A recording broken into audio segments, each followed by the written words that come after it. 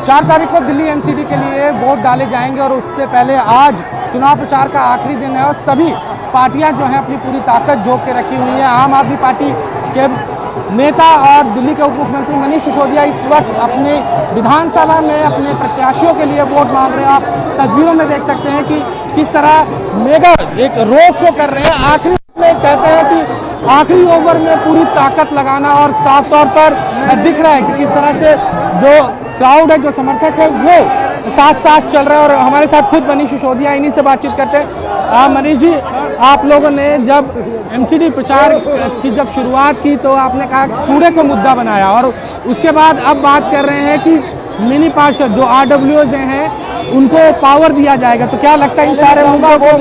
देखो, लोग घर से झाड़ू दिखा रहे हैं, घर से झाड़ू दिखा रहे हैं चारों तरफ। इस बार लोग घर में साफ करने के लिए तैयारी कर रहे हैं, घर में साफ करने की तैयारी कर रहे हैं। इस झाड़ू से क्या संदेश देना चाहते हैं? घर की संदेश है कि लोग अब पूरे घर घर में झाड़ू उठा चुके हैं और हर तरफ ये कह रहे हैं कि 15 साल में भारतीय जनता पार्टी ने कोई काम नहीं किया।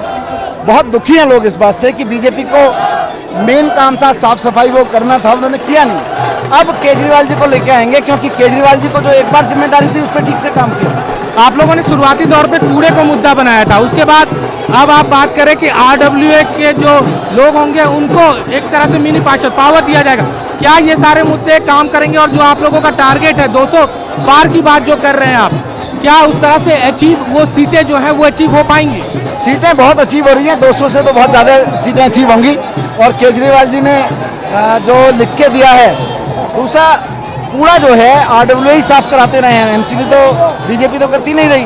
तो RWA पूरी दिल्ली में अपने स्तर पर मेहनत करके और अधिकतर जगह तो अपनी जेब से पैसा खर्च करके, नागरिकों से पैसा इकट्ठा करके खर्च करते रहे हैं। तो अब एमसीडी पूरा साफ करेगी, RWA के साथ मिलकर साफ करेगी केजरीवाल जी की सरकार में।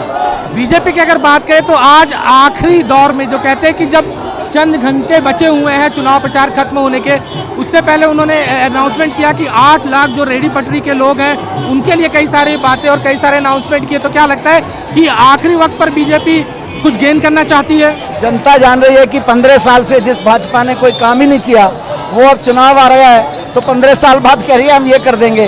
15 साल से क्यों नहीं किया? अब तो जनता पूछ रहे हैं। बीजेपी का कोई भी नेता जाके कुछ कहता है कि भाई हम ये कर देंगे, तो लोग उसके गाल पे तमाचा मार के पूछते हैं कि 15 साल से क्यों नहीं किया।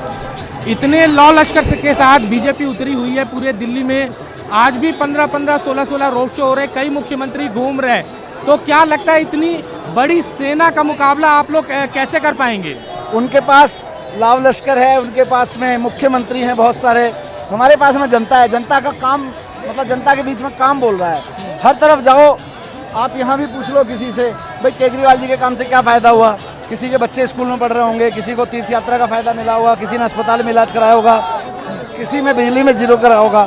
तो ये सारी चीज़ें जो है केजरीवाल जी के फ़ायदे में गिनी जा रही हैं कि भाई उनके पास काम है, जनता के पास केजरीवाल जी के काम है गिनाने के लिए। शुरुआती दौर में हम देख रहे थे कि कांग्रेस का चुनाव प्रचार उतना नहीं दिख रहा था, अब आखिरी वक्त में कांग्रेस दिखने लगी है। तो क्या लगता है कि कहीं कांग्रेस अब गेन कर रही है या उसका आना आप लोगों के लिए कहीं नुकसान हो सकता है कुछ चीज़ों में? दिल्ली में कांग्रेस कहीं नहीं है। दिल्ली में लोगों को कांग्रेस पे कोई भरोसा नहीं है। कांग्रेस पे इतने लंबे समय तक भरोसा किया लोगों ने, कुल मिला के कांग्रेस ने भी करप्शन किया, काम तो किए नहीं। लोगों ने दिल्ली में देखा कि केजरीवाल जी काम करते हैं। जीत के लिए कितने आश्वस्त हैं आप? पूरी तरह से। तो ये मनीष सिसोदिया थे जो पूरी जीत को लेकर अस्वस्थ और साफ तौर पर कहा कि इस बार जो चुनाव है वो दिल्ली की जनता लड़ रही है। भले बीजेपी के पास बहुत बड़ा लौ लश्कर हो, कितने भी मुख्यमंत्री आए, लेकिन जो जीत है वो दिल्ली की जनता की होगी और उनका प्यार जो है वो आम आदमी पार्टी को मिलेगा।